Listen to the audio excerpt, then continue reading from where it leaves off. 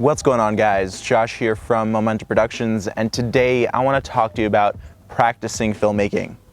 Now, every week or so, I go out at least once per week, and I just go for a walk around my neighborhood or a neighboring park. And I take out my crane, I take out my essential filmmaking gear, and I just mess around with it, and I try to explore different filmmaking techniques.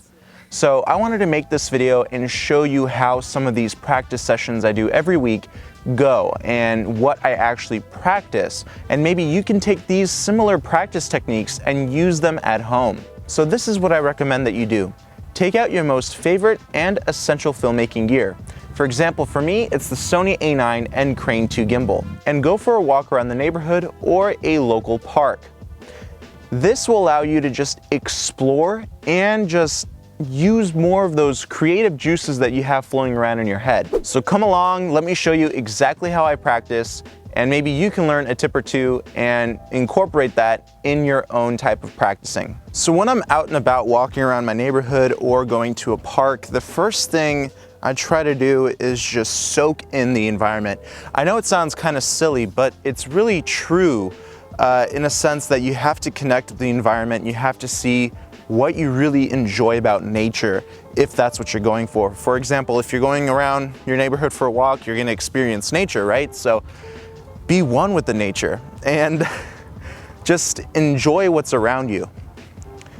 Now, this technique that I'm about to share with you is going to force you to use a lot of creativity. For example, I'm gonna be showing you how to film a tree. That's right, a tree. What we're gonna try and do is take something simple and what people may think is boring and try to add some creative flair to it. That way we can film something simple and maybe tell a story or enunciate different characteristics about that simple subject. So this will allow you to get more creative and more flexible with your ideas.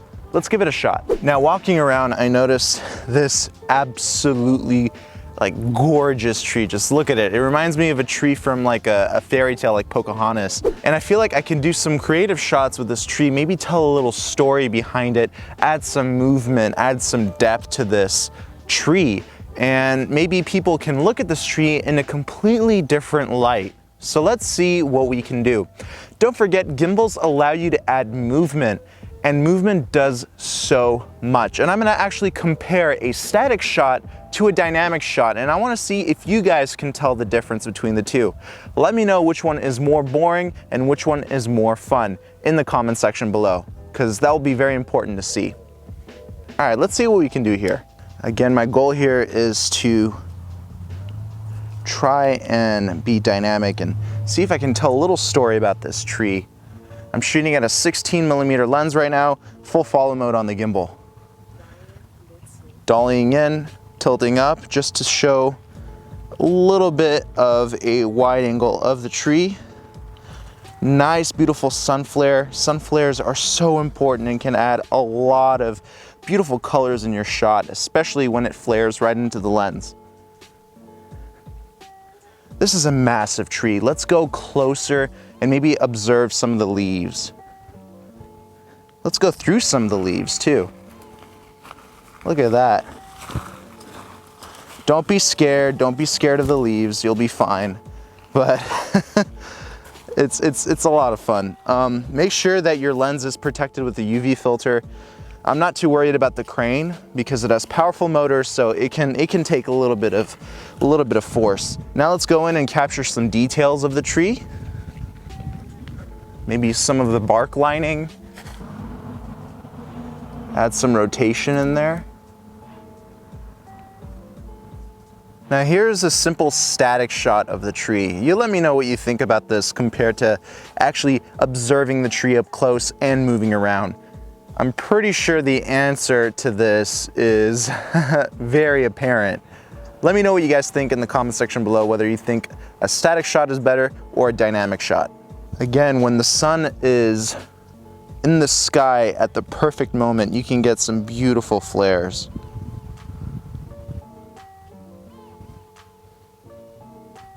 Now, the next thing I love to practice is shooting the ground. Yes, I know, it sounds a little bit boring, but believe it or not, with the gimbal, you can achieve some beautiful shots, especially when you're using a wide-angle lens. So in this shot, I'm gonna be focusing on consistency of speed, no vibration or any shakiness in my footage whatsoever. I need to make sure that this footage is very smooth, and the best way to do that is by incorporating the heel to toe and bent knees technique. I have a bunch of videos on how to practice that, and you can click on the videos or playlists that will pop up here. This is gonna be a tricky shot, especially because we're walking on uneven pavement. So wearing the best shoes is extremely necessary. Like Nike Airs are one of my favorites. I'm wearing sandals, probably not the best thing to practice in, but it's kind of hot outside and I wanted to be comfortable. So the best thing to do to make sure that you composite your shots properly is to follow a certain crease, crack, or straight line in the cement or type of ground that you're walking on. That way your shot doesn't keep moving side to side, it stays in a straight line. So if you take a look at this footage here, you can see that everything looks smooth. I even incorporate a little bit of a lens flare here. And obviously we are in inverted mode with the crane too. Very easy to go into inverted mode here. Again, just focus on your consistency here. Make sure that your footage stays at the same constant speed. It shouldn't slow down, it shouldn't speed up, it should stay at one constant speed. Also notice the cracks and the stones and the little rocks and types of different plants that are growing in the concrete that I'm walking on. This is important to capture because it can add to your story. In this video, obviously, I might not have a specific story in mind, but I'm just trying to show you some specific techniques that can help you open up your mind to seeing the bigger picture of things. That 16mm lens adds a lot more movement to your footage, and especially when you're in kind of a narrow area, it adds much more movement. So you can see walls beside you move faster, or you can see other objects that are close to you move faster. I just love the overall look that it gives me. Things just seem to be a lot more exaggerated when you're using a wide-angle lens like a 16mm. So after walking around a little bit, I noticed these two beautiful palm trees and the sun is actually right beside them, and we have a beautiful little passageway right in between them. So this could be an opportunity to incorporate a tilt and drop and dolly in kind of effect using the Crane 2 gimbal. Let's see what we can do. We're at a 16 right now. I want to get a little bit more detail in the clouds, so I'm going to drop the shutter speed, or actually increase it. Now let's see what's going to happen here. Starting off with a tilt up, so we get closer to the palm trees, tilt down, and continue the walk.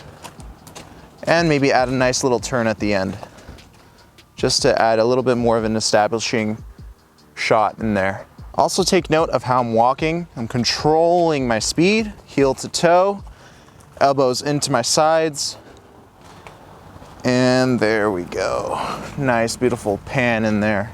And guys, don't be afraid to repeat the shot. If you messed up or if you want to do a better job on your next shot, do it again. I've done the shot maybe 3 or 4 times already, and practice makes perfect, so keep repeating yourself. If you have the time, take your time and constantly repeat the shot. That way you get better and better each time. All right guys, well I just took you through one of my practice sessions that I have for filmmaking.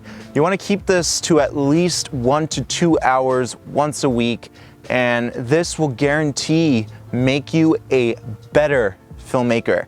And I do this every week. I never skip out on practice sessions.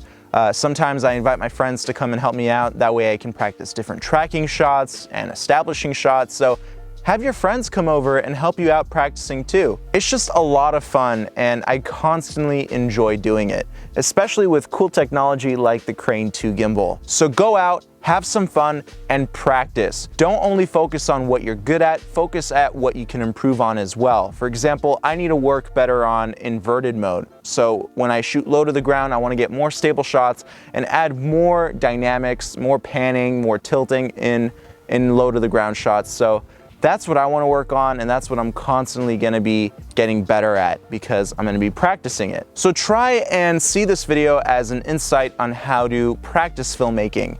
I know it doesn't sound too practical, but it actually really is. Practice, practice, practice.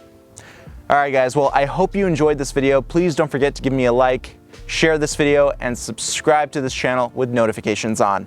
I can't wait to see what you create. I'll talk to you soon. Bye-bye.